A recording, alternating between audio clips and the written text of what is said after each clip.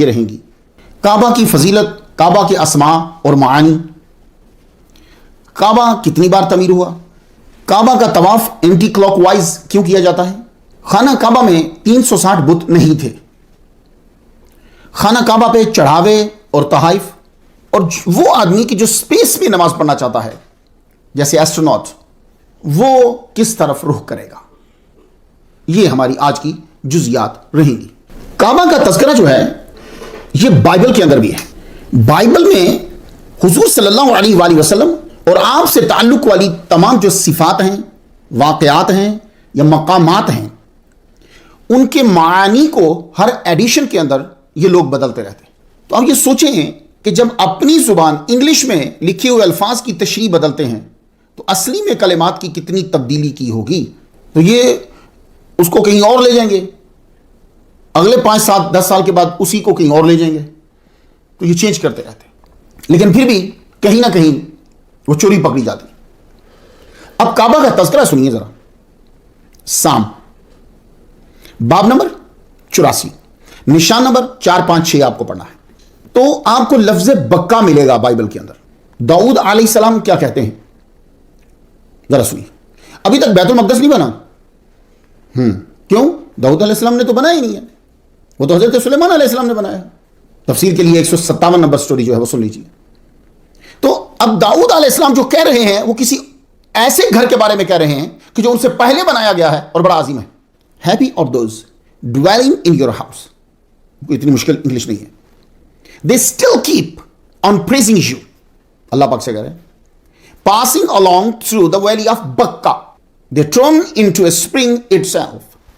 مبارک ہو وہ جو تیرے گھر میں رہتے ہیں، وہ سدا تیری تعریف کرتے ہیں، وادی بکا سے گزر کر اسے چشموں کی جگہ بنا لیتے ہیں۔ زمزم، وادی بکا سے گزر کر اسے چشموں کی جگہ بنا لیتے ہیں۔ تو ابراہیم علیہ السلام کے دور سے ہی لوگ جاتے تھے وہاں، یہ تو آپ کو معلوم ہے، اور اللہ کی تعریف وہاں کرتے ہیں۔ بکا وادی بھی ہے اور چشمہ زمزم بھی ہے، آج تک وہ پانی دے رہا ہے۔ تو کعبہ کا ذکر، بکا کا ذکر بائبل کے اندر۔ جہاں آج مسجد الحرام ہے اس جگہ کو پاران بھی کہا گیا ہے، اس کا تذکرہ بھی بائبل میں ہے۔ جینیسس کتاب کا نام یاد رہے گا، باب اس کا 21واں ہے اور نشان نمبر بھی 21واں ہے۔ And he dwelt in the wilderness of Paran, and his mother took him a wife out of the land of Egypt. کون ہے بھائی؟ حضرت حاجرہ۔ پاران کا لفظ آ گیا، حضرت حاجرہ کہاں رہتی تھی؟ اور ایجپٹ سے کس کے لیے وائف کی؟ حضرت اسماعیل علیہ السلام کے لیے۔ ایک روایت یہ بھی ہے، تو بائبل میں بھی ذکر خانہ کعبہ کا۔ اب موسیٰ علیہ السلام کا جملہ سنتے جائیے۔ ڈیوٹرانومی بک کا نام بائبل میں، باب اس کا 33واں، نشان نمبر 2۔ یہ موسیٰ علیہ السلام کی پیش گوئی ہے، حضور کی آمد سے پہلے آپ نے وہ منظر کھینچ دیا فتح مکہ کا۔ He shined forth from Mount Paran and he came with 10,000 saints. 10,000 ولیوں کے ساتھ وہ آئے گا، پاران کی پہاڑیوں پہ چمکے گا۔ محمد مصطفیٰ صلی اللہ علیہ وسلم آئے، صحابہ کی تعداد 10,000 سے زیادہ تھی۔ From his right hand went a fiery law for them. اور اس کے سیدھے ہاتھ کے اندر سخت لا ہوگا ان کے لیے۔ تو محمد مصطفیٰ صلی اللہ علیہ وآلہ وسلم مشرکین کے لیے ایک لا لے کر آئے سخت۔ تو میں نے آپ کو یہ بتانا تھا کہ مسلمانوں بائبل کے اندر بھی تذکرہ ہے۔ اب قبل اس کے کہ میں فضیلت بیان کروں تو میں پہلے چیز کی ہسٹری بیان کر دوں، تو جب چیز کا وجود سامنے آ جائے گا پھر ہم اس کی فضیلت بیان کر لیں گے۔ روئے زمین پر پانی ہی پانی تھا، وَكَانَ عَرْشُهُ عَلَى الْمَاءِ، اس کی حکومت پانی پر تھی، یعنی پانی ہی پانی تھا۔ پھر اللہ تعالیٰ نے زمین بنانے کا ارادہ فرمایا۔ تو یہ یاد رکھیے کہ زمین کو بنانا اور ہے اور زمین کو پھیلانا اور ہے۔ وَالْأَرْضَ بَعْدَ ذَلِكَ دَحَاهَا، اس کے بعد زمین کو ہموار بچھا دیا۔ دحا کا معنی ہوتا ہے کسی چیز کو دور دور تک گولائی میں پھیلانا۔ جب آپ کسی چیز کو پھیلاتے ہیں تو کسی ایک جگہ سے آپ آغاز کرتے ہیں، مثلا قالین، تو پہلے قالین کو آپ ایک جگہ رکھتے ہیں پھر اس کو پھیلاتے ہیں تو قالین بچھ جاتا ہے۔ تو جب بچھ جاتا ہے پھر اس کے اوپر آپ اشیاء رکھتے ہیں۔ بچھانے کا آغاز زمین کو اسی جگہ سے ہوا جہاں آج خانہ کعبہ ہے. یہ سب لوگ یاد کر لیجیے, تفسیر کبیر اور تفسیر قرطبی میں یہی لکھا ہوا ہے. تو آپ کہہ سکتے ہیں کہ خانہ کعبہ ہی زمین کا مرکز ہے. تو علامہ طاہر کردی رحمت اللہ علیہ کا بھی یہی قول ہے. جید صحابہ کرام, کبائر علماء, مفسرین, ان کا بھی موقف یہی ہے کہ خانہ کعبہ سے ہی زمین پھیلنا شروع ہوئی. تو جب اللہ تعالیٰ نے زمین بنائی اور پھیلائی تو آغاز شروع کیا خانہ کعبہ سے. آدم علیہ السلام کی تخلیق سے قبل اس جگہ کو مخصوص کر لیا گیا تھا عبادت کے لیے. حضرت عبداللہ ابن عمر, حضرت مجاہد, حضرت قتادہ یہی کہتے ہیں کہ خانہ کعبہ واحد عبادت گاہ ہے جو اوپر 7ویں آسمان تک جاتی ہے اور نیچے 7ویں زمین تک جاتی ہے. یہ واحد عبادت گاہ ہے, یعنی اوپر تک بھی خانہ کعبہ ہے اور نیچے تک بھی خانہ کعبہ ہے. اب ایک آدمی ہے, وہ خانہ کعبہ سے نیچے چلا گیا ہے, نیچے تو خانہ کعبہ تو اوپر ہے, اب منہ کدھر کرے گا. اور ایک آدمی ہے کہ جو خانہ کعبہ کے ساتھ ایک ہوٹل کے اندر نماز پڑھ رہا ہے اور وہ ہوٹل تو بہت اونچا ہے, تو خانہ کعبہ نیچے ہے. اب سمجھ آ گیا ہوگا آپ کو. تو خانہ کعبہ اوپر تک اور خانہ کعبہ نیچے تک. تو کعبہ شریف کتنی بار تعمیر ہوا ہے, یہ بات ہے طلباء کے لیے. سب سے پہلے تعمیر کیا فرشتوں نے. اب جیسی مخلوق ہوتی ہے نا, اس کی چیز ویسی ہی ہوتی ہے. آپ جیسے ہیں, آپ کی تعمیر الگ ہوتی ہے. تو پہلی بار اس جگہ کا تعین آدم علیہ السلام کی تخلیق سے 2000 سال قبل فرشتوں نے کیا. فرشتے جو اس زمین پر تھے وہ جہاں طواف کرتے اسی کی طرف منہ کرتے, کیونکہ آسمانوں پہ رہنے والوں کے لیے بیت المعمور ہے جو 7ویں آسمان پر ہے. تو یہ اس کا آغاز ہو گیا. دوسری بار حضرت آدم علیہ السلام نے خانہ کعبہ کو بنایا. آدم علیہ السلام جنت سے تشریف لائے تو موجودہ ملک کے سری لنکا کی پہاڑی سری پاڑا پہ آپ نے پہلا قدم رکھا. وہاں آج بھی قدم کا نشان ہے جو آپ کی طرف منسوب ہے. میں 2015 میں جب مقبول مسجد سری لنکا میں خود جمعہ کا خطبہ دینے کے لیے گیا تو ہمارے دوست محمد انیس اشرفی مدد ضلع والی وہ ہمیں یہاں لے کر گئے. 7000 فٹ کی بلندی, اس سے بھی زیادہ ہے. اور میں نے وہاں جا کر اذان دی اور اس کو دیکھا. آپ بھی ذرا دیکھ لیجئے اور اذان کے کلمات سن لیجئے. حضرت آدم علیہ السلام کا جہاں قدم ہے اس طرف جاتا ہے. اس جگہ پر اگر لوگ جو ہیں وہ اپنی گاڑیاں جو ہیں وہ پارک کر دیتے ہیں اور پھر یہاں سے جو ہے وہ آگے پیدل جاتے ہیں. ہم نے رات کو سفر شروع کیا, تقریباً 5 گھنٹے میں یہاں انیس بھائی کے ساتھ جو ہے وہ پہنچے. اللہ تعالیٰ انہیں جزا دے. ایک عجیب, یعنی بہت جیسے اللہ نے بچایا, ویسے رستہ بڑا عجیب سا خطرناک سا تھا, لیکن ہم پہنچ گئے اور اسٹے کیا. اب صبح کے تقریباً 6:45 بجنے والے ہیں اور اب یہاں ایڈمز پیک سری پاڑا اس کی طرف ہم جو ہے وہ بڑھ رہے ہیں.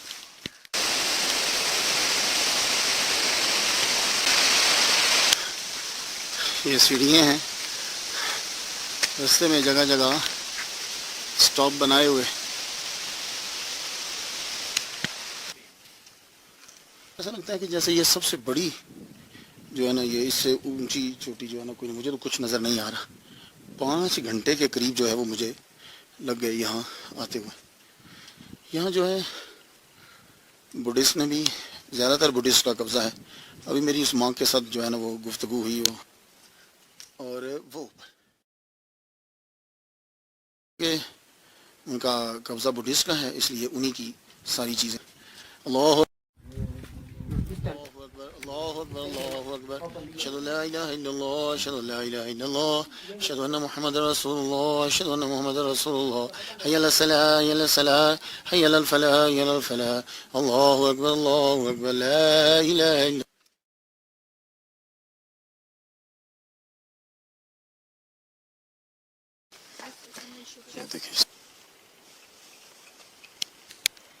سب سے اونچی پہاڑی.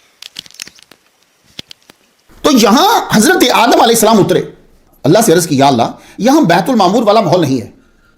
اللہ نے فرمایا وہ ماحول چاہیے تو اٹھو, جبریل کے ساتھ جاؤ, میرا گھر بناؤ, وہاں طواف کرو.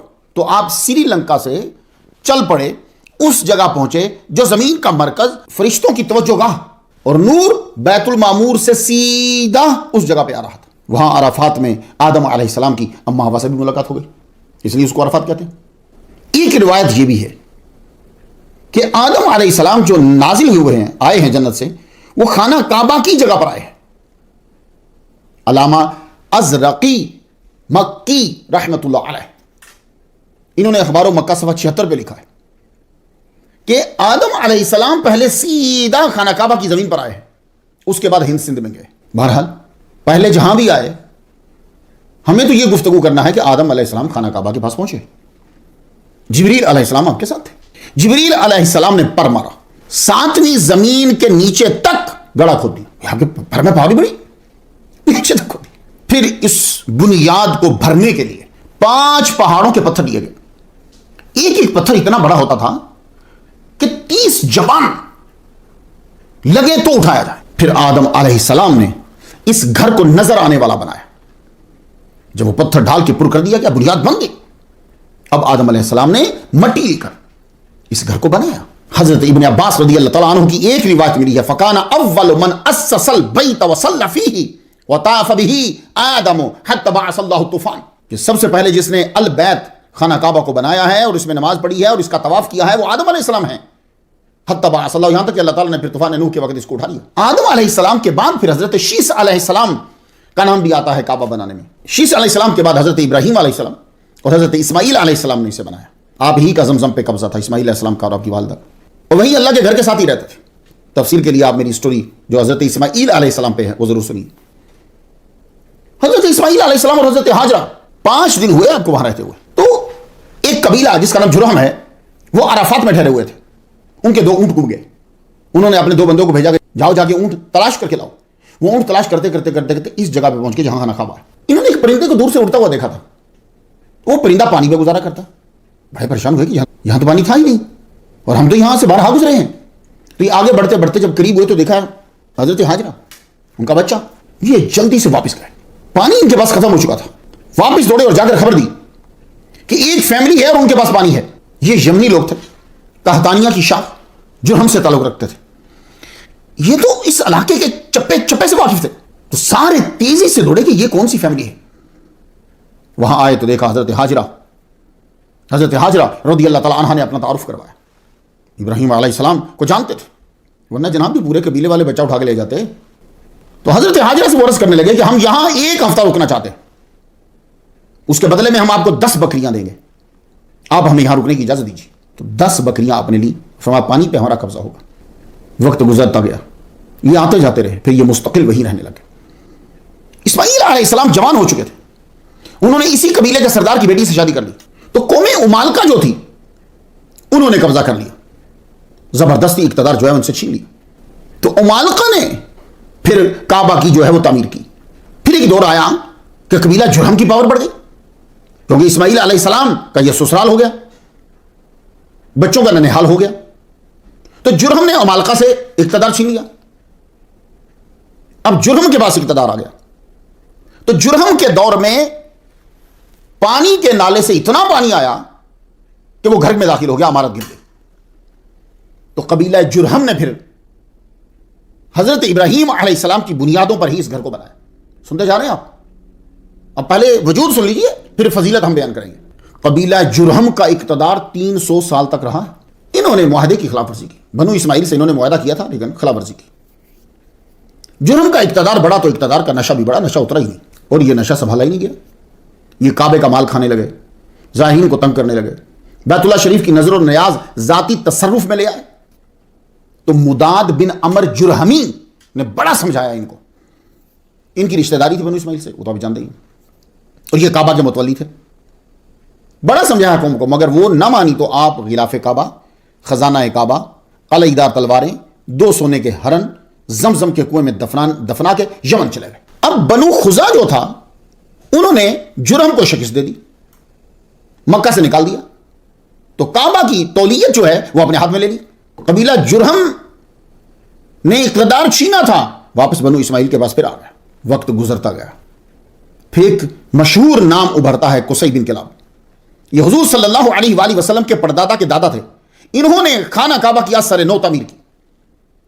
اب پھر تعمیر ہوا، انہوں نے کیا کیا کہ پہلی دفعہ بیری اور کھجور کی لکڑی سے کعبہ کی چھت بنائی. پہلے کعبہ تھا, چھت نہیں تھی اس کی. حضور صلی اللہ علیہ وآلہ وسلم کی عمر مبارک 14 سال ہوئی. سیلاب کی وجہ سے دیوار پھٹ گئی. قریش کو تعمیر کی فکر ہوئی کہ خانہ کعبہ کی تعمیر کرنی ہے, لیکن ہمت کسی کی نہ بنے کہ دیوار گرائے. ڈرے ہوئے تھے اصحاب الفیل. واقعہ سن لیجیے. کسی کی جسارت نہیں ہوتی تھی کہ آگے بڑھ کر دیوار کو شہید کر دے, اتنا ڈر تھا. یہ فکر ذکر میں تھی کہ خبر ملی کہ وہ جو بندرگاہ ہے نا, جو آپ جدہ جسے آپ بندرگاہ کہتے ہیں, وہ بندرگاہ ایک رومی عیسائی کا جہاز بندرگاہ کے قریب ٹکرا کر جو ہے وہ ٹوٹ گیا ہے. قریش نے کہا تو خرید لو. انہوں نے پیسے ملا کر خرید لیا. سامان تو مل گیا کنسٹرکشن کا.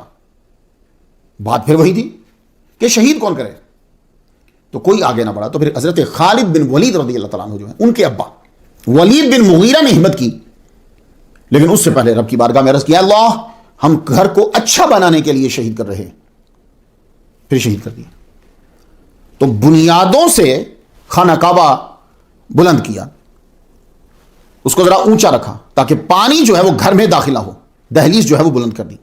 یہی وہ دور تھا جب حضور صلی اللہ علیہ وآلہ وسلم نے اپنے ہاتھ مبارک سے حجر اسود کو لگایا تھا, اور آپ کی ذہانت عجا ہوئی لوگوں کے اوپر. اب یہ کعبے کی تعمیر جو شروع کی جب سرکار صلی اللہ علیہ وسلم کی 14 سال عمر مبارک ہے, تو پیسے بیچ میں ہی ختم ہو گئے, کیونکہ شرط یہ رکھی گئی تھی کہ وہ پیسہ نہ چوری کا ہوگا, نہ سود کا ہوگا, نہ ڈاکے کا ہوگا, وہ وہی پیسہ ہوگا جو حلال کا پیسہ ہے. تو پیسہ کم پڑ گیا, تو انہوں نے وہیں تعمیر جو ہے وہ چھوڑ دی. تو جگہ کون سی بچ گئی؟ حتیم. وہ جگہ بچ گئی. پھر دور آ گیا یزید کا. حضرت عبداللہ ابن زبیر رضی اللہ تعالیٰ عنہ سے اس کی فوج نے جنگ کی, تو دوران جنگ نادانستہ آگ لگ گئی. محاصرہ جاری تھا کہ یزید مر گیا. تو حضرت عبداللہ ابن زبیر رضی اللہ تعالیٰ عنہ نے حضور کی آرزو پر کعبہ کی تعمیر حضرت ابراہیم علیہ السلام کی بنیادوں پہ ہی کی, یعنی حتیم کو اندر شامل کر لیا. وہ پیسے نہ ہونے کی وجہ سے حتیم باہر ہو گیا تھا نا, حتیم کو اندر شامل کیا, اور 2 دروازے بنائے. دیکھ لیجئے, پہلے آپ تعمیر سن لیجئے جس کی طرف منہ کرتے ہو. پھر آ گیا دور حجاج بن یوسف کا. جنگ ہوئی, یہ بھی جنگ حضرت عبداللہ بن زبیر کے ساتھ. آپ حرم میں مقصور ہوئے. حجاج بن یوسف کی سنگ باری سے خانہ کعبہ کی دیواروں کو بہت نقصان ہوا, تو حضرت عبداللہ ابن زبیر رضی اللہ تعالیٰ عنہ تو شہید ہو گئے. کعبہ کی تعمیر دوبارہ کی گئی. حتیم کو پھر باہر کر دیا. سمجھا؟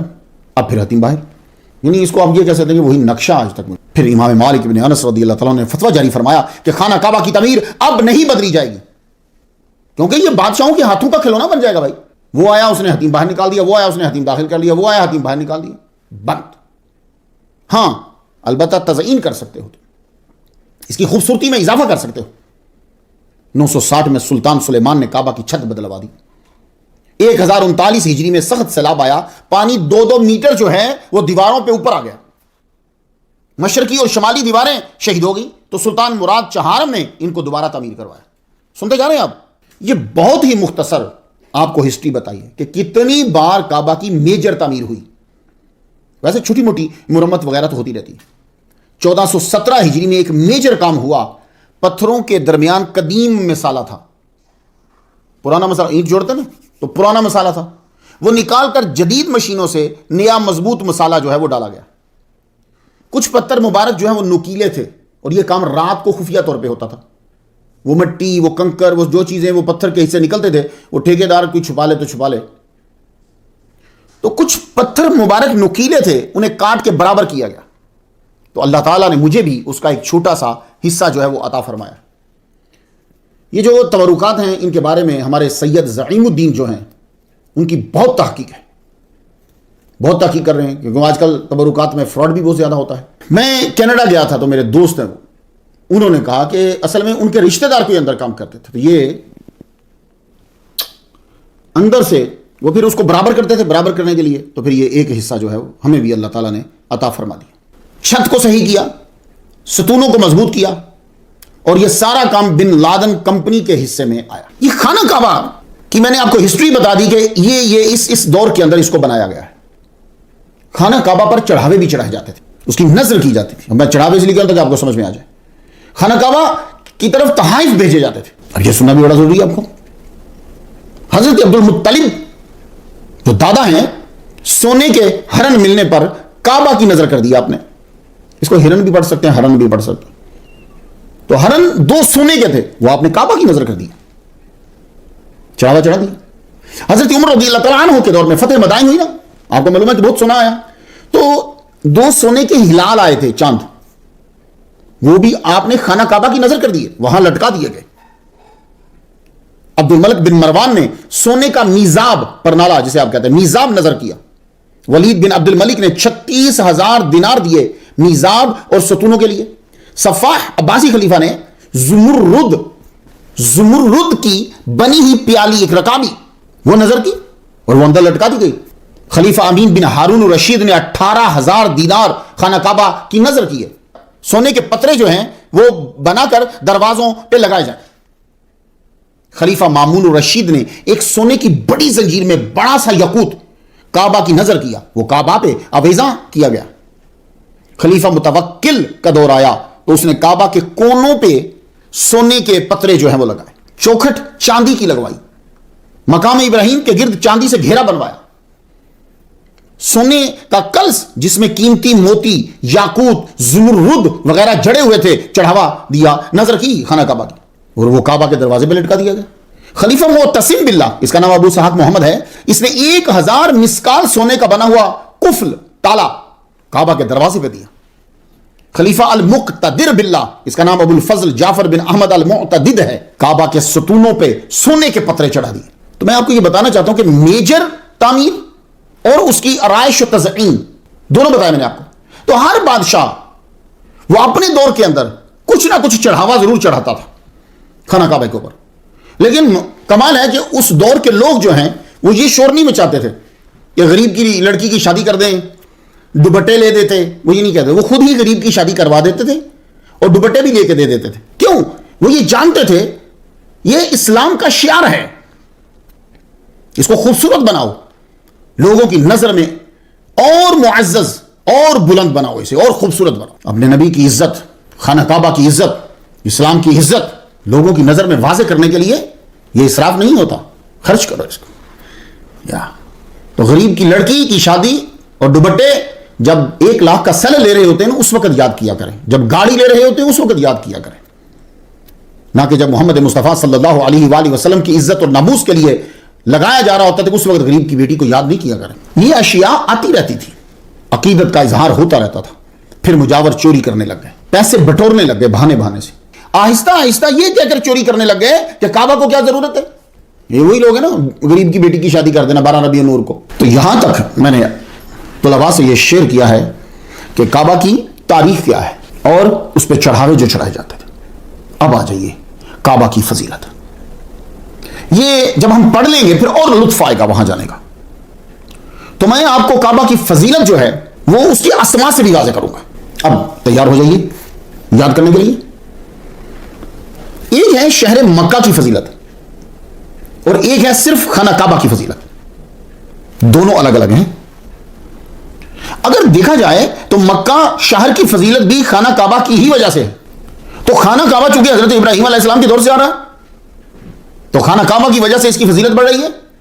پھر سرکار کی ولادت ہوئی تو اس کی شان اور بڑھ گئی, 4 چاند لگ گئے. وَأَنْتَ حِلٌّ بِهَذَا الْبَلَدِ بھی آ گیا. میں مختصر آپ کو صرف خانہ کعبہ کی ہی فضیلت بیان کروں گا. خانہ کعبہ کے اندر ایک نماز کا ثواب 1 لاکھ نمازوں کے برابر. ویسے عطا کا جو پیمانہ ہے وہ من جاء بالحسنۃ فلہ عشر امثالھا, جو ایک نیکی لائے گا اس جیسی 10, تو یعنی ثواب 11 ہو گیا نا. فلہ عشر امثالھا, اس کی مثل 10, تو مثل 10 ایک یہ 11, ٹھیک ہے. تو لیکن خانہ کعبہ میں پیمانہ عطا کا 1 لاکھ ہے. مرشد زبیر نقشبندی عطاسی مالکی انہوں نے ایک کتاب کی طرف میری توجہ دلائی. بڑا ذخیرہ ہے ان کے پاس کتابوں کا. وہ کتاب جو ہے وہ حضرت امام حسن بصری رحمۃ اللہ علیہ کی طرف منسوب ہے, فضائل مکہ. اس کے صفحہ 21 پہ ہے کہ وَكُلُّ حَسَنَةٍ فَعَلَهَا الْعَبْدُ فِي الْحَرَمِ بِمِئَةِ أَلْفَ حَسَنَةٍ بِغَيْرِهَا, جو بھی نیکی حرم میں کرو گے ثواب 1 لاکھ 1 کا ہوگا.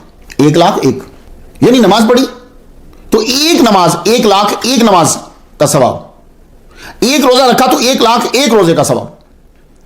حرم کے اندر 1 ریال صدقہ کیا تو 1 لاکھ 1 ریال کا ثواب. خانہ کعبہ کے پاس ایک قرآن پڑھنے کا ثواب 1 لاکھ 1. میں نے 1 لاکھ 1 کیوں کہا ہے؟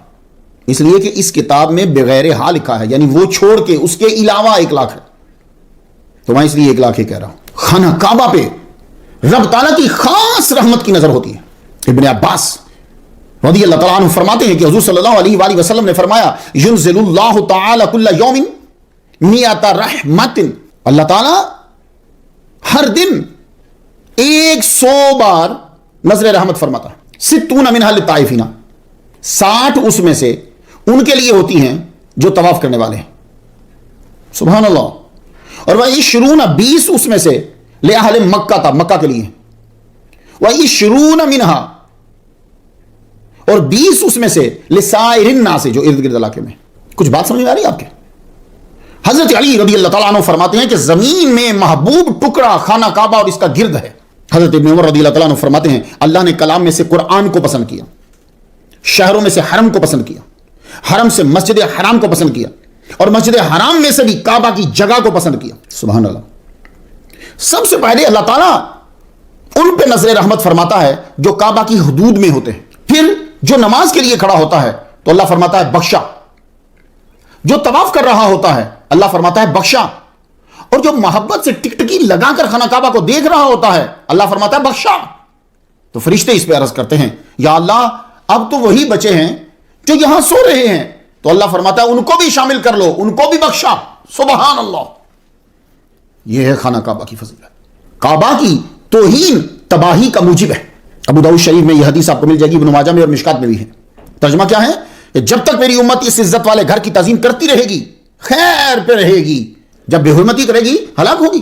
جبریل علیہ السلام ملائکہ سمیت کعبہ کی زیارت کرتے ہیں۔ مسلمانوں فضیلت سن لو، کسی چیز کا مقام پتا ہونا تو پھر ملنے کا انداز جدا ہوتا ہے، پھر دیکھنے کا انداز جدا ہوتا ہے۔ جبریل علیہ السلام ملائکہ سمیت کعبہ کی زیارت کرتے ہیں۔ اخبار و مکہ کتاب کا نام، بہت ٹاپ کی کتاب، صفحہ اس کا 70 عربی میں اگر ہے۔ ایک دن جبریل علیہ السلام حضور صلی اللہ علیہ وآلہ وسلم کی بارگاہ میں تشریف لائے تو غبار کے آثار، پوچھا روح الامین یہ کیا ہے؟ عرض کی حضور کعبہ کی زیارت کرنے گیا تھا، ملائکہ کے رش کی وجہ سے غبار اٹھا تو وہ یہ ہے۔ اللہ اکبر جل شانہ۔ فرشتے ملائکہ آتے ہیں، بھائی 27ویں میں آتے ہیں نا، سورہ قدر پڑھی ہے، میں ایسے ہی دیتا جاؤں نا ساتھ ساتھ۔ شفاء الغرام باخبار البلد الحرام، جلد اس کی پہلی، صفحہ 345 میں۔ جو بھی کوئی فرشتہ آسمان سے آتا ہے امر ربی لے کر، وہ تلبیہ کہتے ہوئے آتا ہے، حجر اسود کو آ کر استلام کرتا ہے، پھر کعبہ کے ساتھ چکر لگاتا ہے، 2 رکعت ادا کرتا ہے، پھر وہ واپس جاتا ہے۔ حجر اسود، اب خانہ کعبہ کی فضیلت سنتے جاؤ۔ خانہ کعبہ وہ کہ جس کے ساتھ یہ عظیم پتھر لگا ہوا ہے۔ یہ حجر اسود ہے کیا؟ اب مجھ سے سن لو، یہ تمام حاجیوں کا، طواف کرنے والے، چومنے والے، استلام کرنے والے، قیامت تک جتنے ہوں گے ان کا ریکارڈ رکھے گا۔ یہ گویا کہ پوری کمپیوٹر کی دنیا میں اس سے جدید اور بڑی ہارڈ ڈسک کوئی نہیں ہوگی، ایسی ہارڈ ڈسک نہیں ہے آپ کے پاس، ڈاؤن لوڈ کرنے کی ضرورت ہی نہیں ہے۔ بھئی آپ کے پاس 1 ٹیرا بائٹ ہو جائے گی، 100 ٹیرا بائٹ ہو جائے گی، لیکن پھر بھی آپ کو ڈاؤن لوڈ کرنا پڑتا ہے۔ اس میں ڈاؤن لوڈ کرنے کی ضرورت نہیں، خود بخود ڈاؤن لوڈ ہو رہا ہے۔ جو استلام کر رہا ہے وہ ہاتھ بڑھا رہا ہے، جو اسے چوم رہا ہے اس کا اور اس کے ابا کا نام لکھا جا رہا ہے پکچر سمیت۔ قیامت کے دن اللہ تعالیٰ اس حاجیوں کی ہارڈ ڈسک یعنی حجر اسود کو 2 آنکھیں اور 1 زبان عطا کر دے گا۔ کیا ایسی ہارڈ ڈسک ہے آپ کے پاس؟ تو یہ قیامت تک کے استلام کرنے اور چومنے والوں کا ڈیٹا بتائے گا، یہ ڈیٹا بتائے گا۔ یہ وہ عظیم پتھر ہے جو جنت سے آیا تھا۔ کعبہ کے پتھر جنت سے نہیں آئے ہیں جناب جی، یہ کعبہ کے پتھر جو آپ کو نظر آ رہے ہیں جنت سے نہیں آئے ہیں، لیکن یہ جنت سے آیا ہے، اور یہ کنفرم ہے کہ یہ واپس جنت میں جائے گا۔ کیوں؟ اس لیے کہ اس کے اندر تمام اچھے بندوں، حاجیوں کا، استلام کرنے والے، چومنے والوں کا ریکارڈ ہے اس کے اندر۔ اور یہ عظیم پتھر ہے کہ آدم علیہ السلام کے دور میں ہی آ گیا تھا، لیکن نہ پوجا گیا ہے کبھی، نہ ہی اب پوجا جا رہا ہے۔ تو اس سے یہ بھی واضح ہو گیا کہ چومنا پوجنا نہیں ہوتا، اور انبیاء کے لب و رخسار اور ہاتھ لگے ہیں اس کو۔ یہ خانہ کعبہ کی دیوار کے ساتھ ہے، یہ بہت بڑی فضیلت ہے جناب۔ یہ نشان جو ہوتا ہے نا، یہ آدمی کے سٹیٹس کو بڑھا دیتا ہے جی۔ آپ فوجیوں کو دیکھو، ان کے ان نشانوں سے جو ساتھ لگے ہوئے ہیں، وہ ان کے سٹیٹس کو بڑھائیں گے. اس سے دیکھ کے اندازہ ہوتا ہے آدمی کتنا بڑا ہے. ایک دوڑنے والا ہے جو گلی میں دوڑ رہا ہے, ایک دوڑنے والا جو اولمپک میں دوڑ رہا ہے. وہ دوڑنے کے بعد جب آیا تو گولڈ میڈل تھا اس کے گلے میں لٹکا ہوا. آپ کو سمجھ نہیں؟ تو خانہ کعبہ وہ گھر ہے کہ جس کے ساتھ وہ پتھر لگا ہوا ہے کہ جنت سے آیا, اور یہ بہت بڑا تھا, اور یہ وائٹ کلر کا تھا, وائٹ سٹون, اس لیے ہمارے دوست نے جو نام رکھا تھا وہ وائٹ سٹون رکھ دیا. ابشد من اللبن فسودته خطایا بنی آدم, یہ تو ہمارے گناہ چوس چوس کے کالا ہو گیا ہے. فضیلت سن رہے ہو؟ حتیم, یہ حتیم وہ جو جگہ پہلے اندر تھی پھر پیسے نہ ہونے کی وجہ سے باہر آ گئی, اسے ہجر و اسماعیل بھی کہتے ہیں. یہ نصف دائرے کی شکل میں نظر آتا ہے, اس کا نام جدر ہے. یہ وہ جگہ ہے جہاں میزاب رحمت کا پانی گرتا ہے. حضرت ابن عباس رضی اللہ تعالیٰ عنہما فرماتے ہیں نماز میزاب کے نیچے پڑھو یعنی حتیم میں, اور زمزم پیو. یہ کعبہ کا ہی حصہ ہے. یہی وجہ ہے کہ جب حضرت عائشہ صدیقہ رضی اللہ تعالیٰ عنہا نے کعبہ کے اندر نماز پڑھنے کی خواہش ظاہر کی تو حضور صلی اللہ علیہ وآلہ وسلم نے ان کا ہاتھ مبارک پکڑا اور انہیں حتیم میں لا کے کھڑا کر دیا. فرمانے لگے یہاں پڑھ لو, یہ بھی اس کا ہی حصہ ہے. بات کو سمجھ آ رہی ہے؟ وہ حتیم آپ سمجھ آئی کیوں ویٹ کرتے ہیں لوگ کہ نماز پڑھ لیں؟ ہم غریب آدمی اندر تو جا نہیں سکتے نا, اندر تو کوئی بڑا آدمی جائے گا نا, بادشاہ ہی جائے گا. تو ہم غریبوں کے لیے یہ رکھا گیا, آؤ یہیں پڑھ لو. اللہ کیسے غریبوں پہ کرم فرماتا ہے. حضرت ابو ہریرہ, ان کا ذکر میں 102 نمبر سٹوری پہ کر آیا ہوں, ضرور سنیے گا. حضرت سعید بن جبیر, حضرت زین العابدین, ان کا میں ذکر 81 نمبر سٹوری پہ کر آیا. یہ تینوں حضرات حتیم میں میزاب رحمت کے نیچے کافی وقت عبادت میں گزارتے تھے. یہ تو کوئی بات تو ہے. تاریخ مکہ صفحہ 233. حتیم پہ ایک فرشتہ کھڑا رہتا ہے اور اعلان کر رہا ہوتا ہے جس نے حتیم کعبہ میں 2 نفل ادا کیے اس کے گناہ معاف.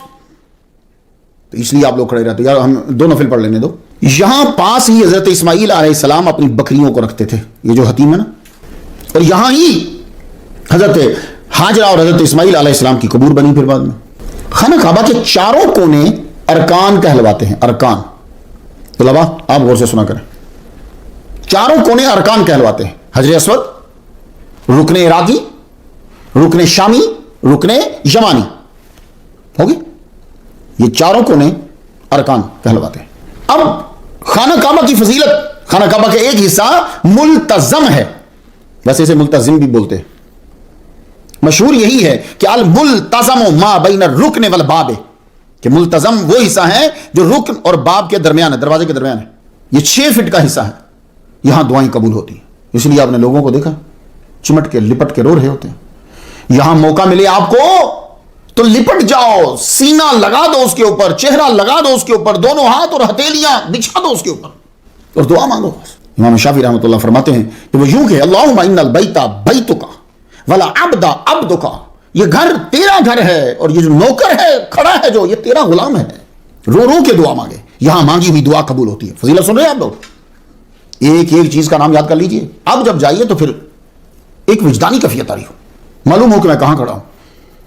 یاقوت حماوی وہ تو یہ کہتے ہیں کہ ملتزم ہے, وہ ملتزم نہیں کہتے, وہ تو ملتزم ہے, یعنی لازمی دعا قبول ہوتی ہے وہاں, کیونکہ دوران طواف آدم علیہ السلام نے رک کر یہاں دعا مانگی تھی. میزاب رحمت جس کو پرنالہ شریف کہتے ہیں.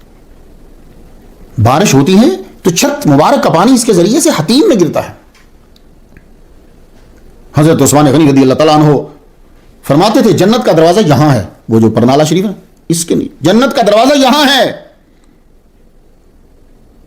ایک دن آپ میزاب رحمت کے نیچے کھڑے تھے تو فرمایا اب میں جنت کے دروازے پہ کھڑا ہوں, یہاں بھی مانگی ہوئی دعا قبول ہوتی ہے. تو ابراہیم علیہ السلام اور اسماعیل علیہ السلام نے جب بنایا تھا تو تب میزاب نہیں تھا, پرنالہ نہیں تھا, کیونکہ چھت ہی نہیں تھی. تو میزاب کا تعلق چھت کے ساتھ ہوتا ہے. تو یہ پہلی بار میزاب کب بنا؟ طلباء اب توجہ دیجیے.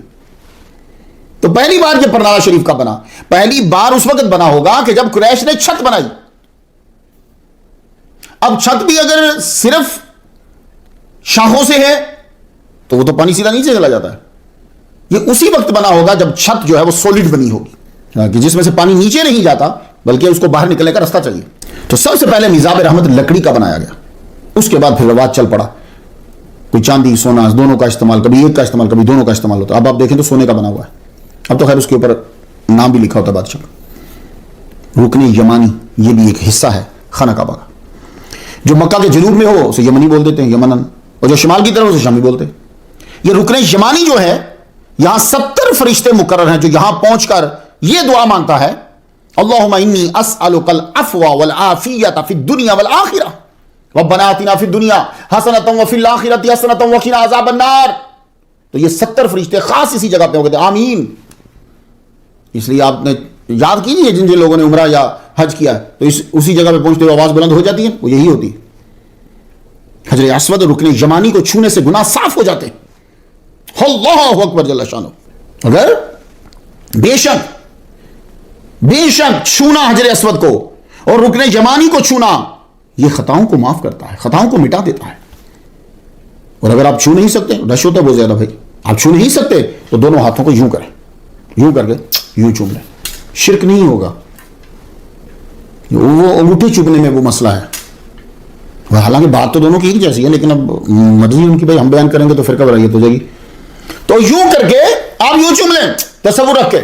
ویسے میرے نزدیک تو یہی تھا کہ جب اگر حجر اسود کا تصور رکھ کے انگلیاں چومی جا سکتی ہیں تو حضور پاک کے گنبد کا تصور رکھ کے بھی انگوٹھا چوما جا سکتا ہے. خیر آپ کی مرضی ہے. تو فضائل مکہ جو ہے اس کا صفحہ 26 حسن بصری کے حوالے سے ہے کہ حجر اسود اور رکن یمانی کے درمیان کی جگہ جو ہے وہ جنت کا ٹکڑا ہے. اللہ اکبر جل شانہ. مسلمانوں آپ طواف کرنے جانا، لطف آئے گا. معلوم ہونا پھر اور مزہ آتا ہے. اب ذرا جملہ سن لیجیے، وہ جو میں نے ایسے کہا تھا نا اس کو استلام کہتے ہیں. یوں کر کے وہ چھڑی کر دیں آپ یا ہاتھ یوں کر دیں تصور رکھتے ہوئے. سم ٹائم تو کبھی کبھی تو نظر بھی نہیں آتا بھائی، وہ ایسے تصور ہی کرنا پڑتا ہے آپ کو. ان استلامہما یحط الخطایا، دور سے ہاتھ کر کے رکن یمانی اور حجر اسود کا تصور رکھ کر یوں تصور ہی کر دینا، استلام یوں، یہ خطاؤں کو مٹا دیتا ہے. تو مسلمانوں ہم سے پوچھو گے تو ہم تو یہی کہیں گے کہ حجر اسود پتھر ہے، حجر ہے. رکن یمانی پتھر کا حصہ ہے. اس کا تصور رکھ کر اگر تم ہاتھ کو چوم لیتے ہو تمہاری خطائیں بخش دی جاتی ہیں. تو اگر کوئی آدمی محمد مصطفیٰ صلی اللہ علیہ وآلہ وسلم کو رحمت للعالمین تصور کرتے ہوئے اپنے انگوٹھوں کو چوم لیتا ہے ان کا نام سن کر تو اس کی بھی خطائیں معاف ہو جاتی ہیں. یہ تو اپنا ہے، آپ کی اپنی مرضی. جنت کے 8 دروازے یہی جڑے ہوئے ہیں خانہ کعبہ کے ساتھ. جنت کے 8 دروازے یہی جڑے ہوئے ہیں خانہ کعبہ کے آس پاس. ایک دروازہ میزاب رحمت کے نیچے ہوگا جی، دوسرا الرکن الیمانی کے پاس، تیسرا رکن الاسود کے پاس، حجر اسود کے پاس، چوتھا مقام ابراہیم کے ساتھ پیچھے، پانچواں زمزم کے پاس، چھٹا صفا پر، ساتواں مروہ پہ، آٹھواں کعبہ کا اپنا دروازہ، یہ بھی جنتی ہے. ان میں سے کسی جگہ کھڑا ہونا ایسے ہی ہے جیسے آپ جنت کے دروازے پہ کھڑے ہو. کبھی آپ انٹرنیشنل ایئر لائن پہ بیٹھے، میری جوڑا ہوتا ہے، زون نمبر یہ، زون نمبر یہ وہ والے اور یہ وہ، آگے جاگے جاتے تو سارے جہاز میں ہی. اور انہی مقامات پر کھڑے ہو کہ جو دعا مانگی جائے وہ قبول. اور یہ بات یاد رکھیے گا، جس چیز کے آسمان زیادہ ہوتے ہیں یعنی نام زیادہ ہوتے ہیں، یہ بھی اس کی فضیلت ہے کیونکہ اس کی خوبیوں کی بنا پر اس کے نام بڑھتے جا رہے ہیں، اس کے مقامات و اہمیت کی بنا پر اس کے نام بڑھتے جا رہے ہیں.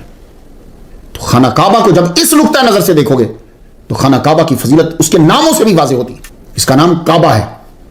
سورۃ المائدہ کی آیت نمبر 97، جعل اللہ الکعبۃ البیت الحرام قیاما للناس. کہا اللہ نے اس کو کعبہ. اس آیت میں کعبہ آیا ہے. کعبہ ہر اس گھر کو کہتے ہیں جو چکور ابھرا ہوا ہو. حقیقت میں بیت اللہ ہی کعبہ کہلوانے کا حقدار ہے، کیونکہ کوئی اگر شاید دنیا میں کعبہ کہلوانے کی حقدار ہے تو وہ خانہ کعبہ ہے. کیوں؟ اس لیے کہ جب پورا پانی تھا تو جو زمین بلند جہاں ہوئی ہے وہاں آج خانہ کعبہ ہے. وہ جھاگ سی جو ابری ہوگا نا قیام للناس، یہ فضیلت ہے خانہ کعبہ کی. سورۃ المائدہ کی آیت نمبر 97 میں خانہ کعبہ کو قیام للناس کہا ہے. ترجمہ ہے کہ اللہ تعالیٰ نے کعبہ کو جو کہ ادب کا مکان ہے انسانوں کے قائم رہنے کا سبب قرار دیا. اللہ اکبر. قیام للناس کا ترجمہ قرآن فہمی کا ذوق رکھنے والوں آپ سنو. قیام للناس، لوگوں کے قائم رہنے کا سبب ہے یہ خانہ کعبہ. اب ایک ترجمہ اس کا اس طرح ہو سکتا ہے دنیا داروں کے لیے کہ خانہ کعبہ مکہ کے لوگوں کے لیے ضروریات زندگی فراہم کرتا ہے اور وہاں رہنے کا سبب ہے. خانہ کعبہ بھائی لوگوں کی معاش کا دار و مدار ہے. جائیے جا کے پوچھیے ہوٹل والوں سے, منڈی والوں سے, اب کیا حالت ہو رہی ہے ان کی. دکانیں, کھجوریں جو ہیں بک ہی نہیں رہی, ہوٹلز خالی. صرف حج اور عمرہ سے $12 بلین کماتا ہے. ساری چیزیں ملا کے میں کہہ رہا ہوں. تو قیام یعنی خانہ کعبہ کل عالم کے قیام اور بقا کی بھی علامت ہے. اس انداز سے بھی سن لیجیے کہ جب یہ نہیں رہے گا تو سمجھ جائیے کہ اب قیامت آ گئی. تو دو ترجمے کریں گے قیام للناس کے جو قرآن فہمی کا ذکر رکھتے ہیں. ایک تو یہ ہے کہ ان کے معاش کا دار و مدار اسی پہ ہے جو وہاں کے لوگ رہنے والے. دوسرا عالم جو قائم ہے اس کی وجہ سے, یعنی گویا کہ سب لوگوں کے لیے مثابۃ للناس ہے. یہ بھی فضیلت ہے خانہ کعبہ کی. سورۃ البقرہ کی آیت نمبر 125 وَإِذْ جَعَلْنَا الْبَيْتَ مَثَابَةً لِلنَّاسِ وَأَمْنًا. خانہ کعبہ کو مصابہ کہا گیا. مصابہ لوگوں کے بار بار آتے جاتے رہنے کی جگہ کو مصابہ کہتے ہیں. وہ گھر جس کے لیے شوق زیارت کم نہیں ہوتا. واہ, پرفیکٹ نام ہے یہ خانہ کعبہ کا, مصابہ. اس میں کوئی شک نہیں, جو ایک بار ہو آتا ہے پھر جانے کی آرزو کرتا ہے. اس بار صحیح عبادت نہیں ہوئی یار, اب کی بار جاؤں گا تو صحیح عبادت کروں گا. ہر بار وہ یہی کہتا رہتا ہے کہ اس بار عبادت صحیح نہیں ہوئی, اب کی بار جاؤں گا تو صحیح کروں گا. یہ وہ شوق. تو مصابہ کا معنی ثواب کی جگہ بھی ہوتا ہے. تو خانہ کعبہ ثواب کی جگہ ہے. خانہ کعبہ میں عبادت کا جتنا ثواب ملتا ہے کسی اور جگہ نہیں ملتا. اس سے بھی اس کی فضیلت ظاہر ہو رہی. امنا ہے, یہ بھی فضیلت ہے. سورۃ البقرہ کی آیت نمبر 125 میں خانہ کعبہ کا ایک نام امنا بتایا گیا ہے. یہ خانہ کعبہ باعث امن ہے, امن کو پھیلاتا ہے. جو آتا ہے وہ امن پاتا ہے, امن پاتا ہے. اللہ نے فرمایا وَمَن دَخَلَهُ كَانَ آمِنًا. جو کعبہ میں آئے امن پائے, خواہ وہ قاتل ہو. آپ جب تک وہ لپٹا ہوا ہے آپ اسے کچھ کہہ نہیں سکتے, جب تک کہ وہ باہر آ جائے. باہر آئے گا تو سزا پائے گا. البیت, یہ بھی خانہ کعبہ کا نام ہے. البیت وَلِلَّهِ عَلَى النَّاسِ حِجُّ الْبَيْتِ مَنِ اسْتَطَاعَ إِلَيْهِ سَبِيلًا. آل عمران 97 نمبر آئے. اللہ کی رضا کی خاطر جو اس کی طرف راہ پا سکتے ہیں ان پر بیت کا حج فرض ہے. البیت. تو یہاں خانہ کعبہ کو بیت البیت کہا گیا ہے. اصل میں باتا یبیت بیتن, اس جگہ کو کہتے ہیں کہ جہاں انسان رات بسر کرے. تو اس کو البیت کیوں کہا؟ اس لیے کہ لوگ جہاں آتے تھے طواف کرتے, اعتکاف بیٹھتے. اب جو اعتکاف بیٹھے گا وہ رات تو آئے گی بیچ میں, یہاں سوتے تھے لوگ. میں ایک مثال دے دوں, حضرت ابو ذر غفاری, میں ان کو ڈیٹیل سے بیان کرایا ہوں, یہ 1 مہینہ وہاں رہے ہیں, سوتے تھے نا. تو اللہ تعالیٰ نے صرف البیت ہی نہیں اسے کہا, یہ فضیلت ہے اس گھر کی کہ اس کو بیت یا کہا ہے. سورۃ البقرہ کی آیت نمبر 125 سے سنیں. وَعَهِدْنَا إِلَىٰ إِبْرَاهِيمَ وَإِسْمَاعِيلَ أَن طَهِّرَ بَيْتِيَ لِلطَّائِفِينَ وَالْعَاكِفِينَ وَالرُّكَّعِ السُّجُودِ. ہم نے ابراہیم اور اسماعیل علیہ السلام سے وعدہ لیا, تم میرے گھر کو طواف کرنے والوں اور اعتکاف کرنے والوں اور رکوع و سجود کرنے والوں کے لیے پاک صاف رکھو گے. یہ وعدہ لیا. پاک صاف سے دونوں مراد ہے, ظاہری صفائی بھی اور شرک کی بھی. چونکہ لوگ یہاں آ کر رات بسر کرتے تھے. حضرت ہاجرہ کا خیمہ بھی تو اسی کے پاس تھا. یہ چاروں طرف سے بند تھا, اس لیے بھی اس کو البیت کہتے ہیں. ویسے ایک بات بتا دوں میں آپ کو, طلباء سے شیئر کرتا ہوں. بابلی زبان میں مکہ کا معنی بھی بیت اور گھر ہی ہوتا ہے. خانہ کعبہ کی فضیلت ملاحظہ ہو, اس کو البیت العتیق کہا گیا ہے. سورۃ الحج کی آیت نمبر 29 پہ وَلْيَطَّوَّفُوا بِالْبَيْتِ الْعَتِيقِ, اللہ کے قدیم گھر کا طواف کریں. تو قدیم گھر جو ہے وہ یہ ہے. پہلے ایک حدیث سنیں ترمذی شریف سے, ابواب التفسیر. انما سمی البیت العتیق, کا نام رکھا گیا ہے بیت کا, البیت کا عتیق, لأنه لم يظهر عليه جبار. حضور صلی اللہ علیہ وسلم نے فرمایا خانہ کعبہ کا نام البیت عتیق آزاد گھر اس لیے رکھا گیا کہ کسی جابر و ظالم کا قبضہ اس پہ نہیں ہو سکا. چاہیے جا کے توبہ پڑھ لیجیے, میرا لیکچر اصحاب الفیل پڑھ لیجیے. کرامتیوں کی مثال آپ کے سامنے بخاری شریف کتاب البیوع میں ہے. حضرت صدیقہ رضی اللہ تعالیٰ عنہ فرماتی ہیں کہ قرب قیامت ایک دہشت گرد لشکر کعبہ گرانے آئے گا. جب وہ بیداء کے کھلے میدان میں پہنچے گا زمین پھٹے گی, دھس جائیں گے. کم جبار سارا الیہ فاہلکہ اللہ, ابو حیان کہتے ہیں. تو عتیق کا ایک معنی تو یہ ہو گیا کہ کوئی اس پہ قبضہ نہیں کر سکا, یہ ایک معنی ہو گیا. دوسرا معنی عتیق کا کہ جب سے یہ بنا ہے اس کی شرافت, نجابت اور احترام میں کوئی کمی نہیں آئی. اور عتیق کا معنی قدیم بھی ہوتا ہے, یہ تو سب لوگوں کو پتا. تو البیت العتیق کا معنی ہوگا قدیم گھر. تو یہ سچ ہے, خانہ کعبہ دنیا میں سب سے پہلی اور قدیم عمارت ہے جسے فرشتوں نے آدم علیہ السلام کی تخلیق سے بھی 2000 سال قبل بنا لیا تھا. تو البیت العتیق سے ایک اور بات واضح ہو گئی کہ یہ گھر کسی بادشاہ کی حکومت کے انڈر نہیں ہوتا. اسی لیے آپ نے دیکھا کہ لکھتے ہیں خادم الحرمین شریفین, نوکر خانہ کعبہ کے اور مدینہ کے نوکر. تو یہ فضیلت ہے اس گھر کی کہ یہ سب سے قدیم اللہ کا گھر زمین پہ جو بنایا گیا. اول بیت, یہ بھی فضیلت ہے خانہ کعبہ کی. خانہ کعبہ کو اللہ نے پہلا گھر کہا سورہ آل عمران کی آیت نمبر 96, ان اول بیت وضع للناس للذی ببکۃ مبارکا. یقیناً پہلا گھر جو لوگوں کی عبادت کرنے کے لیے مقرر کیا گیا وہ وہی ہے جو بکہ میں ہے, جو تمام دنیا کے لیے برکت والا ہے اور ہدایت والا ہے.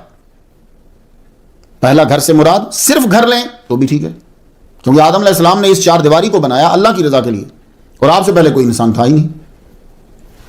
آپ سے پہلے تو کوئی انسان نہیں تھا, تو گھر ہونے کی حیثیت سے بھی یہ پہلا ٹھیک ہے.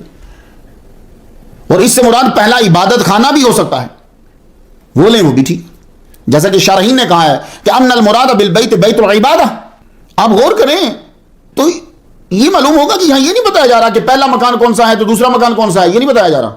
یہاں یہ بتایا جا رہا ہے کہ پوری روئے زمین پہ پہلا ایسا گھر جو سب کے لیے برکت اور ہدایت کا ذریعہ ہے وہ بکہ میں بنایا گیا ہے. تو یہاں برکت اور ہدایت کے ساتھ ناس نہیں ہے کہ یہ جو گھر ہے یہ صرف انسانوں کے لیے برکت ہے یا انسانوں کے لیے ہدایت ہے. یہاں لفظ عالمین لکھا ہوا ہے. قرآن فہمی کا ذوق رکھنے والوں اس پہ دھیان دیجئے گا آپ لوگ. تو عالمین ہے یعنی یہ پہلا گھر سب کو برکت دیتا ہے, وہ فرشتے ہوں, جن ہوں, دوست ہوں, دشمن ہوں, سب کے لیے برکت. وہ حدیث مبارکہ جو بہت مشہور ہے, اکثر آپ سنتے ہیں, بڑی آہستگی سے بھی اور بڑی تیزی سے بھی آپ سنتے رہتے ہیں واعظین سے. حضرت ابوذر نے پوچھا یا رسول اللہ ایو مسجد وضع فی الارض اولا قال المسجد الحرام قال قلت ثم ایو قال المسجد الاقصى قلت کم کان بینہما قال 40 سنۃ. یہ بخاری شریف میں مل جائے گی, مسلم شریف میں بھی. یعنی وہ یہ پوچھ رہے ہیں کہ مسجد زمین پہ کون سی پہلے بنائے گی, تو آپ نے کہا مسجد حرام خانہ کعبہ. اچھا دوسری کون سی, کہا مسجد اقصی, وہ دور والی مسجد. دونوں میں کتنے سال ہیں, فرمایا 40 سال. خانہ کعبہ کی تعمیر ابراہیم علیہ السلام نے کی, اگر ہم یہ لیں جو مشہور ہے. تو جو قرآن سے واضح, پھر حدیث سے اشارہ ہے کہ وہ بیت المقدس مسجد اقصی کی بنا تو حضرت داؤد علیہ السلام نے ڈالی تھی, لیکن مکمل سلیمان علیہ السلام کے ہاتھ سے ہوئی.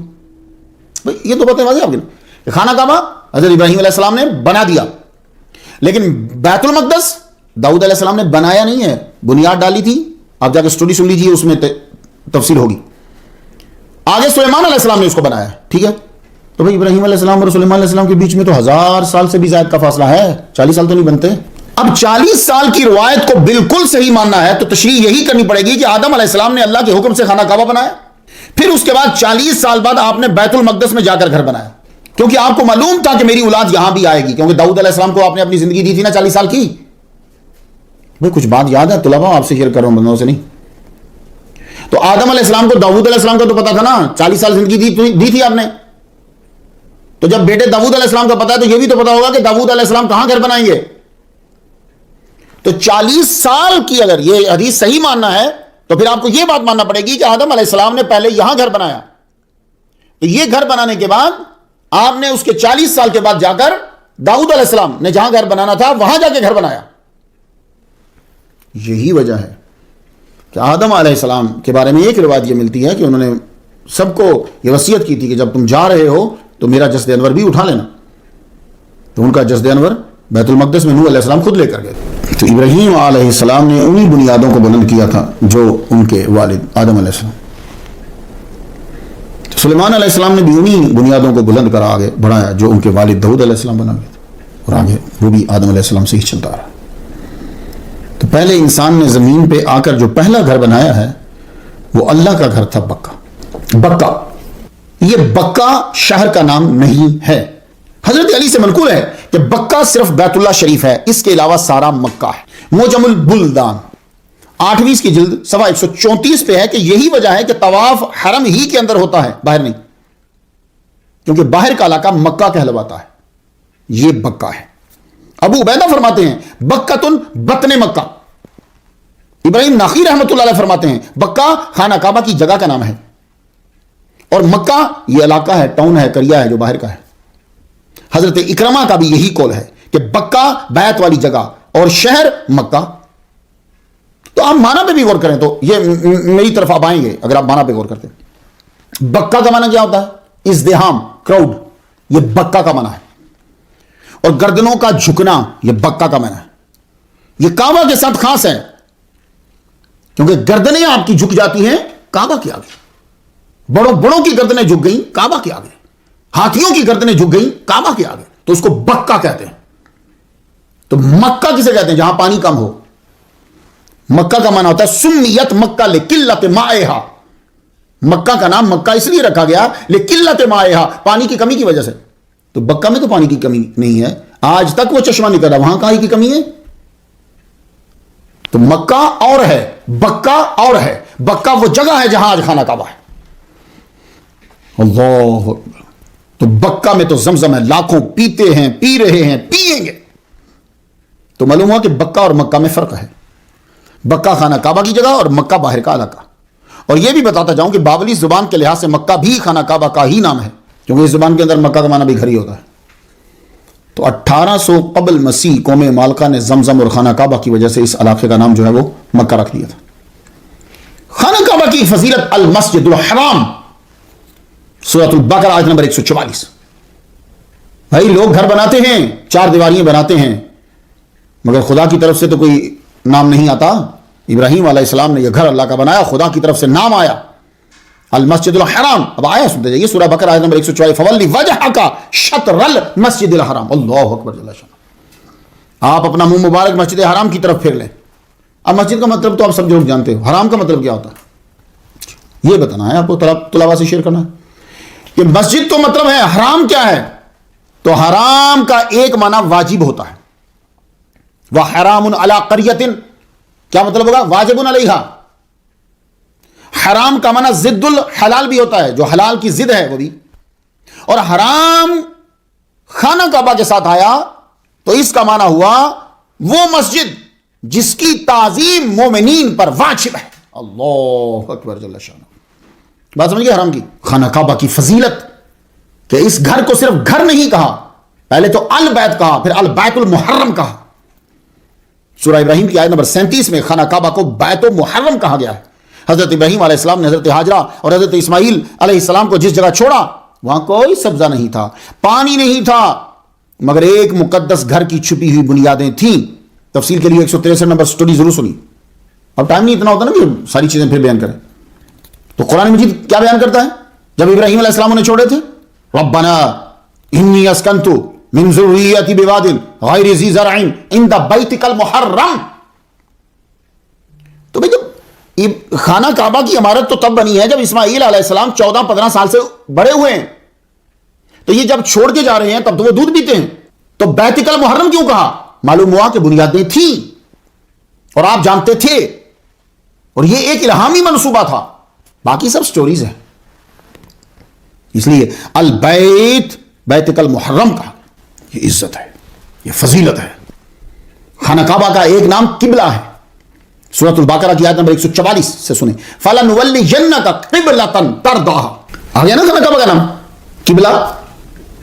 تو قبلہ کا معنی کیا ہوتا ہے؟ جہت، توجہ کا مرکز، جدھر توجہ، جہاں آپ کی توجہات مبذول ہوں، قبلہ.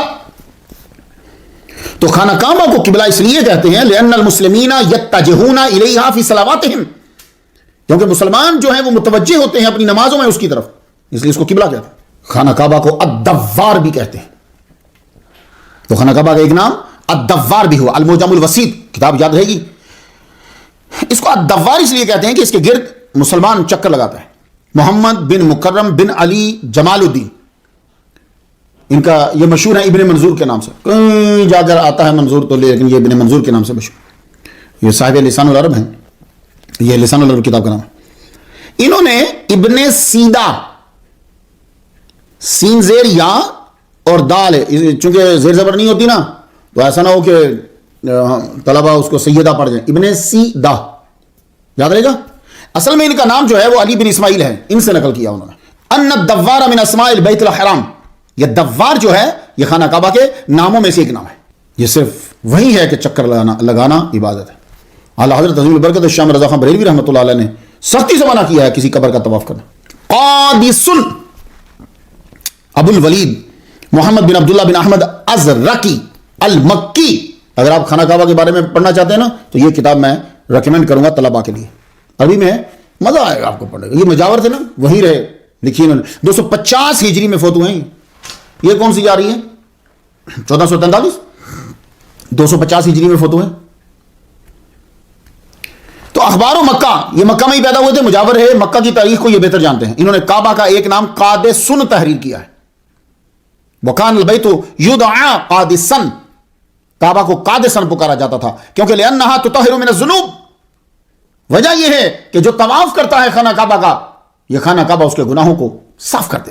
ناظر بمانا منظور، فاعل بمانا مفعول آتا رہتا ہے، طلبہ سمجھیں گے۔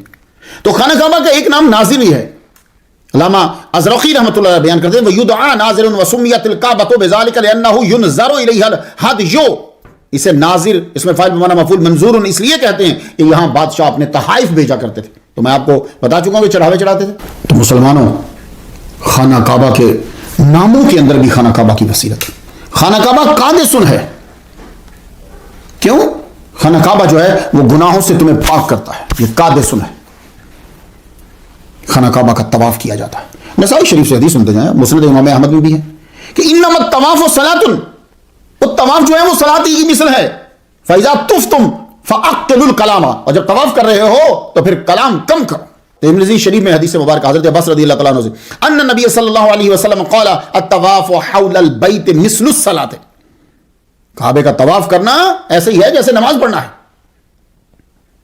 فرق یہ ہے کہ نماز میں بات نہیں کر سکتے اور اس میں بات تو کر سکتے ہو مگر خیر کی، اور وہ بھی کم۔ جو شدید گرمی میں طواف کرتا ہے تو ہر قدم کے بدلے 70,000 نیکیاں دی جاتی، 70,000 گناہ مٹا دیے جاتے ہیں، 70,000 درجے بلند اس کے کر دیے جاتے ہیں۔ جب آپ کے پاؤں جل رہے ہوتے ہیں طواف کرتے ہوئے، 70,000 فرشتے کعبہ کے گرد طواف کر رہے ہیں اور طواف کرنے والوں کے لیے استغفار کر رہے ہیں۔ اب یہاں ایک بات عرض کر دوں، آپ لوگوں نے طواف کیا؟ یقیناً کیا۔ کیسے طواف کیا؟ اینٹی کلوک وائز، جس کو کاؤنٹر کلوک وائز کہتے ہیں۔ تو یہ آپ طلباء کے لیے کروں جنہوں نے آگے بڑھنا ہے، تقاریر کرنی ہے، تو بڑے لوگ آپ کو ملیں گے کہ جن کو سوال کا جواب آتا ہے لیکن وہ پھر بھی آپ سے سوال کریں گے اپنی علمیت کو ظاہر کرنے کے لیے۔ مجھے یاد ہے، بڑی پرانی بات ہے، ہیوسٹن سے میں لاہور جا رہا تھا، ڈائریکٹ فلائٹ جاتی تھی تب PIA کی، پھر ہمارے اسلامی بھائیوں نے، عرب بھائیوں نے وہ بند کر دی کیونکہ اس کی وجہ سے سارا جو کراؤڈ تھا وہ اس کی طرف چلا جاتا تھا، پاکستان جانے والا، تو انہوں نے بند کرا دی، مہربانی کی ہمارے اوپر۔ تو وہ عملہ سارا مجھے جانتا تھا کیونکہ وہ نماز میرے پیچھے پڑھتے تھے، وہ مسجد وہی تھی، میں وہاں خطیب رہا۔ ایک آیا، وہ پوچھنے لگا کہ یہ کعبہ کا طواف اینٹی کلوک وائز کیوں کرتے ہیں؟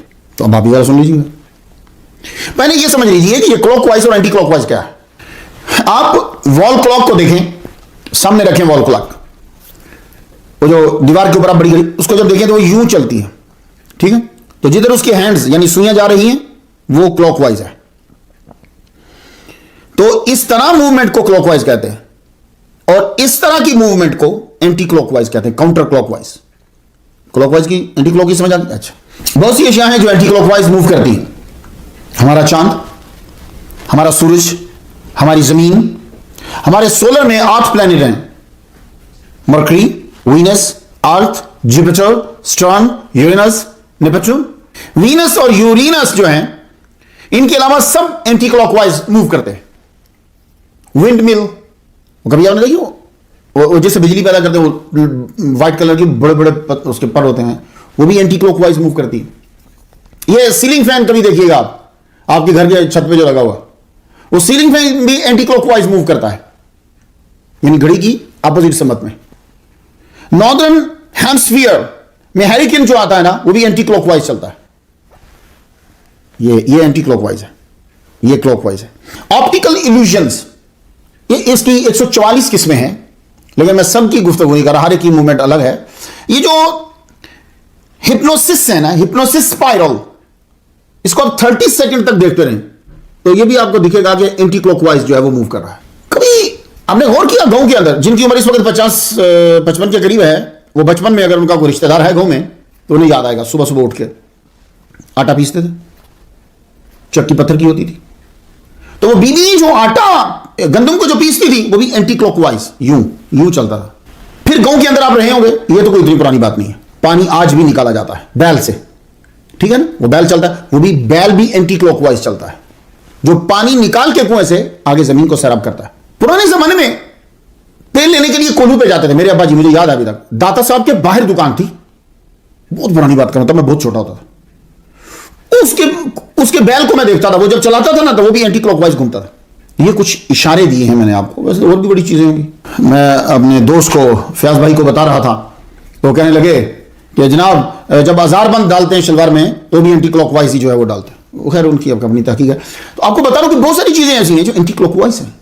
कुछ समझ आई क्लॉकवाइज और एंटी क्लॉकवाइज, लेकिन अपनी बात तो उधर ही रही कि खाना काबा का तवाफ एंटी क्लॉकवाइज क्यों होता है, काउंटर क्लॉकवाइज क्यों होता है। यह सिलसिला आज का नहीं है, यह सिलसिला आदम अलैहिस्सलाम से शुरू है। असल वजह यह है कि दिल ये लेफ्ट साइड पर है, ठीक है, तो खून को गर्दिश करने में आसानी होती है जब आप एंटी क्लॉकवाइज चलते हैं, और खून तेज हरकत करता है। इंसान की बॉडी की बड़ी रगें खून एंटी क्लॉकवाइज ही लेती हैं। वो ये है इस्लाम की आलमगीरियत और हकानियत, वो सच्चा मजहब है, और ऐसी हस्ती ने दिया है जो कायनात की हर चीज के हर अमल से बाखबर है। आपने तवाफ करना होता है, चलना था आपने, तेज भी आहिस्ता भी, चलते हुए खून की जरूरत जो है वो पड़नी थी, तो हुक्म आया एंटी क्लॉकवाइज चलो। एंटी क्लॉकवाइज काउंटर क्लॉकवाइज जो है वो खाना काबा का तवाफ करो ताकि खून जल्दी मिले और तुम्हारा दिल काबा के करीब रहे। इधर ऐसे जब चलेंगे तो काबा के करीब, रुकने यमानी के करीब, हजर अस्वद के करीब, दरवाजे के करीब, हतीम के करीब, मिजाब रहमत के करीब, अल्लाहु अकबर जल्ल शअनुहु। और यहां मैं आपको इस्लाम की हकानियत बता दूं। लोग बड़ा जाते हैं, साइंसदान ये कह रहे हैं, फलां ये कह रहा है, यूरोप ये कह रहा है, फलां ये कह रहा है, अपना ध्यान ही नहीं दिया कभी। मैं आपको बताता हूं, आप तो खाना काबा के तवाफ को एंटी क्लॉकवाइज क्यों करते हैं, थोड़ा सा सोचा होता तो सर छूट जाता। 19वीं सदी से पहले ये जितने भी दौड़ने वाले हैं जो मुकाबले होते थे ये क्लॉकवाइज होते थे। उन्होंने शिकायत की कि हम दौड़ते हैं तो रफ्तार में कमी पड़ती है, तो 19वीं सदी के बाद ऐलान किया गया कि अब जब दौड़ के मुकाबले होंगे तो खिलाड़ी एंटी क्लॉकवाइज दौड़ा करेगा। मुसलमानों, उसी तरह जिस तरह मुसलमान खाना काबा का तवाफ करते हैं, अब ओलंपिक्स के अंदर मुकाबला होगा तो फिर दौड़ेंगे तो एंटी क्लॉकवाइज ही। खाना काबा की फजीलत बड़ी है। तो सवाल ये उठा, यार खाना काबा में बुत कहां से आ गए। हम जब आमतौर पर गुफ्तगू सुनते हैं तो यूं लगता है जैसे खाना काबा के अंदर 360 बुत थे। ये गलत है। आप में से किसी ने अंदर की जगह देखी? अब तो खैर मुश्किल नहीं है, कई लोगों ने बना दी। भाई वहां 360 अंदर जितनी वो जगह है 360 अंदर समा सकते हैं। तो ये सब लोग ये याद रखिएगा, ये बुत जो 360 थे तो ये मुख्तलिफ जगहों में थे। अब मैं सारे 360 तो नहीं गिनवा सकता ना, एक अलग से टॉपिक बन जाएगा। मैं आपको चंद गिनवा देता हूं, तुलबा से शेयर करता हूं। अल्लात, वैसे उसे लात बोल देते हैं लेकिन अल्लात है वो। मुजम्मुल वसीत ने लिखा है कि काना फित ताइफ ताबुदहु सकीफुन फिल जाहिलियत। ये अल्लात जो है कि ताइफ में था, ताइफ खाना काबा तो नहीं है, ताइफ में था। बनु सकीफ इसकी पूजा करते थे और बनु मुअत्तिब इसके मुजाविर थे। यही वजह है कि जब अबरहा आया था गिराने तो ये उसके साथ मिल गए थे। उज्जा ये मक्का वालों का बुत था, किनाना और कुरैश का। ये अरफात की तरफ था, खाना काबा में ये भी नहीं था। इसमें दरख्त का साया था, जानवर ज़िबा किए जाते थे, इसकी पूजा होती थी। फतह मक्का के बाद खालिद बिन वलीद रज़ी अल्लाह तआला अन्हु को हुज़ूर सल्लल्लाहु अलैहि वसल्लम ने भेजा कि जाओ जाके इसको गिरा के आओ। तो खालिद बिन वलीद अरफात गए उज्जा को गिराने के लिए। तो गिराते हुए क्या फरमाया हज़रत खालिद बिन वलीद ने, सुनिए जरा, या उज्जा कुफराना की ला सुबहाना की इन्नी राईतुल्लाह कद अहाना की। منات، یہ مدینہ والوں کا بت تھا، یہ بھی خانہ کعبہ کے اندر نہیں تھا، ساحل سمندر پہ یہ فکس تھا، مکہ اور مدینہ کے بیچ میں۔ اوس اور خزرج کا یہ پسندیدہ بت تھا۔ حضور صلی اللہ علیہ وآلہ وسلم نے حضرت ابو سفیان کو بھیجا کہ جاؤ اس کو گرا کیا، خانہ کعبہ میں نہیں تھا۔ حبل المعجم الوسیط میں ہے کہ صنم کان بالکعبۃ، لو یہ تھا جو کعبہ میں تھا۔ اب یہ اختلاف ہے کہ چھت کے اوپر تھا یا اندر تھا، لیکن یہ تھا کعبہ کے اندر۔ سرخ عقیق سے بنایا گیا تھا، جس کو آپ حقیق بول دیتے ہیں، عقیق سے بنایا گیا تھا۔ یہ سب سے مشہور اور بڑا بت تھا عرب کے نزدیک، یہ کعبہ کے اندر تھا اور اسے سورج کا معبود بھی کہتے تھے۔ ود، دال کے اوپر تشدید ہے، قبیلہ کلب اس کے مجاور تھے۔ یہ جنگ کا بھگوان تھا، گلے میں تلوار، ہاتھ میں حربہ اور جھنڈا۔ اسے بھی حضور صلی اللہ علیہ وآلہ وسلم نے خالد بن ولید کو بھیجا گرانے کے لیے، اسے حضرت خالد بن ولید رضی اللہ تعالیٰ عنہ نے توڑا۔ ذوالخالصہ، یہ اصل میں کعبہ جیسی عمارت تھی جس میں الخالصہ بت تھا، جس کے مجاور اور عابد تھے دوس، خصم اور بجیلہ، قبائل کے لوگ تھے، یہ تینوں قبائل کے نام ہیں۔ یہ بت بھی کعبہ سے دور تھا۔ جریر بن عبداللہ رضی اللہ تعالیٰ عنہ نے اسے گرایا۔ حضور نے ان سے کیوں کہا؟ اس لیے کہ یہ قبیلہ بجیلہ کے سردار تھے۔ یہ سن رہے ہیں آپ؟ 360 بت جو گرائے گئے ہیں، مختلف بندے بھیجے گئے۔ الفلس، یہ قبیلہ طے کا بت تھا، حضور نے حضرت علی کو بھیجا اور انہوں نے اسے گرایا۔ اصاف و نائلہ، یہ دو انسان تھے جو پتھر بنا دیے گئے، پھر اس کو رکھ دیا۔ پہلے یہ زمزم کے پاس تھے، پھر ان کو صفا مروہ پہ رکھ دیا گیا، اور یہ منگنی اور شادی وغیرہ کے بت تھے، یہ ان سے مانگا جاتا تھا۔ طاغوت، یہ شیر کی شکل کا تھا، اسے زیادہ تر یہ سفر میں رکھتے تھے اپنے ساتھ۔ سوا، یہ عورت کی شکل کا تھا، بنو حزیل کا معبود تھا۔ یمبو میں نسب تھا، یہ بھی ذرا دور علاقہ ہے مدینہ شریف سے۔ حضرت عمر بن العاص رضی اللہ تعالیٰ عنہ نے اس کو جا کے گرایا۔ یعوق، یہ گھوڑے کی شکل کا تھا، یہ بنو حمدان کا بت تھا۔ یغوث، یہ قبیلہ مراد کا بت تھا۔ تو اس طرح آپ کو کئی بت ملیں گے۔ میں نے صرف طلباء کو تحقیق کا ایک رستہ بتایا ہے۔ توجہ دلائیے کہ عرب والوں نے ہر بت کے لیے ایک مخصوص علاقہ چن رکھا تھا۔ آج آپ انڈیا میں چلیں گے تو آپ کو علاقے نظر آئیں گے، ہر ایک نے ایک بت کو پکڑا ہوا ہے، اس کو پریفر کرتے ہیں۔ انسان بدلا نہیں ہے۔ تو واعظین سے ہم سنتے آئے ہیں کہ، اور بہقی شریف میں بھی یہ حدیث ہے کہ حضور مکہ میں داخل ہوئے تو 360 بت پائے، آپ نے اشارہ کیا تو سارے بت منہ کے بل گر پڑے۔ یہ محدثین کا کام ہے، وہی آپ کو بتا سکتے ہیں کہ یہ حدیث کا کیا مقام ہے۔ اب 360 بت جو ہیں، تاریخ تو یہ بتا رہی ہے کہ وہاں نہیں ہے۔ ہاں ایک صورت ہو سکتی ہے، وہ یہ ہے کہ چھوٹی چھوٹی 360 بتا کے اندر رکھ دیے جائیں، لیکن یہ بھی غلط ہو جائے گا۔ کیوں؟ اس لیے کہ وہ دروازہ رجب میں کھولا جاتا تھا، لوگ جو اندر داخل ہوتے تھے دوسرے سے نکلتے تھے، تو اندر تو اتنی جگہ ہی نہیں ہے، اگر چھوٹے چھوٹے بھی رکھے جائیں تو بھی۔ تو اصل میں یہ ہے کہ یہ 360 بت جو ہیں، یہ مکہ، مدینہ، یمن، اردن، شام، ان ممالک میں مختلف جگہوں میں تھے۔ بہرحال یہ تو طے ہے کہ ہر قبیلے کا اپنا بت تھا، اور اس بت کا ایک اپنا مقام و مکان تھا۔ حضور صلی اللہ علیہ وآلہ وسلم نے فتح مکہ کے بعد کچھ اشارے سے گرائے، کچھ صحابہ کو بھیجا اور گروائے، کچھ مولا علی شیر خدا رضی اللہ تعالیٰ عنہ سے گروائے۔ آپ نے ہی زمین پاک کی، خانہ کعبہ بتوں سے پاک کیا اور دل شرک سے پاک کیے۔ یہ خانہ کعبہ حضور صلی اللہ علیہ وآلہ وسلم کی مرضی سے قبلہ بنا ہے۔ وہ پہلا جو تھا وہ اللہ تعالیٰ نے اپنی مرضی سے بنایا ہے۔ یہ خانہ کعبہ کو محمد مصطفیٰ صلی اللہ علیہ وآلہ وسلم کی رضا پہ بنایا۔ آپ کی رضا کتنی اہم ہے، اللہ کو کتنی محبوب ہے، اس کا اندازہ اس بات سے لگا لیجئے کہ آپ ظہر کی نماز ادا کر رہے ہیں، اکیلے نہیں نماز پڑھا رہے ہیں، 2 رکعت پڑھا چکے ہیں، 2 رکعت کے بعد وہی آ گئی، فول وجہک شطر المسجد الحرام۔ یہ فول امر بتا رہا ہے کہ کام ہو رہا ہے، ورنہ نارمل حالت میں تو آپ منہ خانہ کعبہ کی طرف نہیں کرتے بھائی۔ فول وجہک شطر المسجد الحرام، اے محبوب آپ اپنا منہ مسجد حرام کی طرف پھیر لیجئے۔ اللہ اکبر۔ رب کی عبادت کچھ دیر کے لیے رکی اور نبی کی مرضی پوری ہوئی، پھر عبادت چلی۔ ہر ایک کے لیے ضروری ہے کہ وہ قبلہ کی طرف منہ کرے دوران نماز، مگر مسئلہ یہ ہے کہ جو زمین کے مدار سے نکل گیا ہے وہ کیا کرے آپ؟ یہ مسئلہ اس وقت کھڑا ہوا جب ملیشیا کے مشہور آرتھوپیڈک سرجن ڈاکٹر شیخ مظفر سپیس میں جا رہے تھے، تو وہاں نماز، روزہ، عید الفطر سب کرنا چاہتے تھے۔ واہ یار کیا بات ہے، حالانکہ اس کے علاوہ بھی بڑے مسلمان گئے ہیں۔ اس سے فکر ہوئی اور پھر انہوں نے شٹل میں نماز پڑھ کے دکھائی، روزے بھی رکھے، 2007 کی عید الفطر منائی انہوں نے۔ مسئلہ یہ تھا کہ منہ کدھر کیا جائے، جانے سے پہلے زمین پہ تو ہوں گے نہیں. اور ان کا اصرار تھا کہ وہ قبلہ کی طرف منہ کریں گے. 150 علماء نے حصہ لیا. ان کے لیے 18 صفحات کی ایک گائیڈ بک جو ہے وہ تیار کی گئی. Guidelines for performing Islamic rites at the international space station.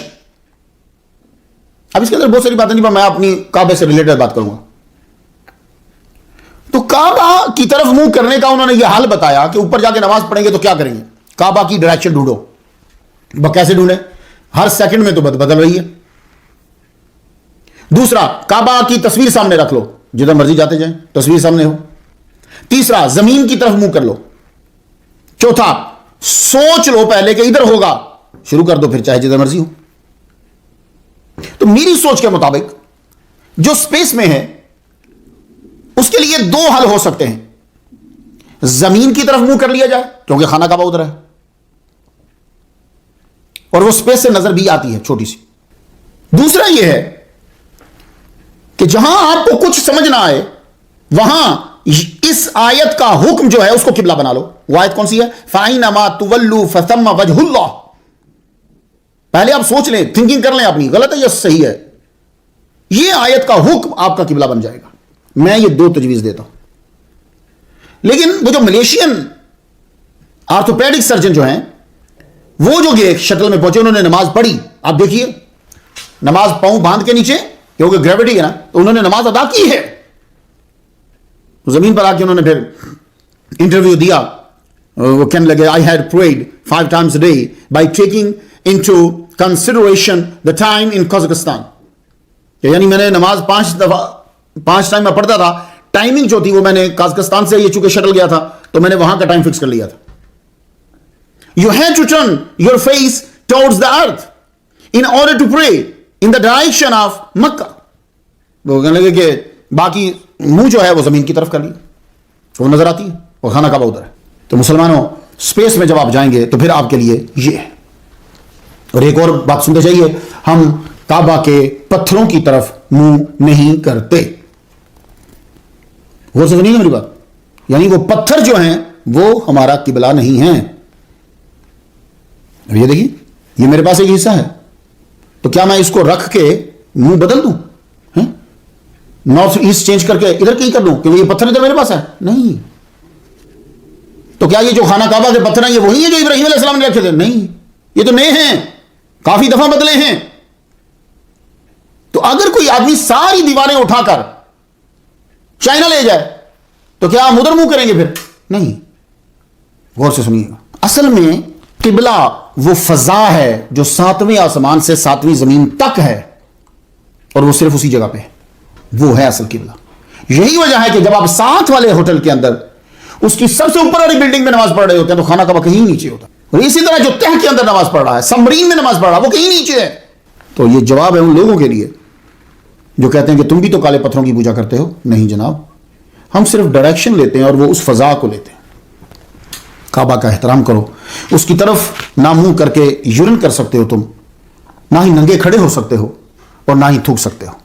جو خانہ کعبہ کی طرف تھوکتا ہے, سب غور سے سن لیں, یہ لوگوں کو میں نے دیکھا بے ادبی کرتے ہیں, ٹانگیں اس کی طرف کر کے تھوک رہے ہیں خانہ کعبہ کی طرف, یورن کر رہے ہیں خانہ کعبہ کی طرف منہ کر کے. اپنے گھروں کا دھیان دو جب ریسٹ روم بنا رہے ہوتے ہو کہ کہیں ریسٹ روم میں بیٹھے ہوئے تمہارا منہ جو ہے وہ خانہ کعبہ کی طرف تو نہیں بن رہا, بے ادبی ہے. حضور فرماتے ہیں جو خانہ کعبہ کی طرف تھوکتا ہے قیامت کے دن آئے گا تو وہ تھوک اس کے چہرے پہ ہوگا. یہ ابو داؤد شریف میں. تو خواتین و حضرات, اس دعا کے ساتھ لیکچر ختم کرتا ہوں. اللہ بار بار خانہ کعبہ کی زیارت عطا فرمائے اور مرتے وقت خود ہی منہ ہمارا قبلہ کی طرف ہو جائے. آمین.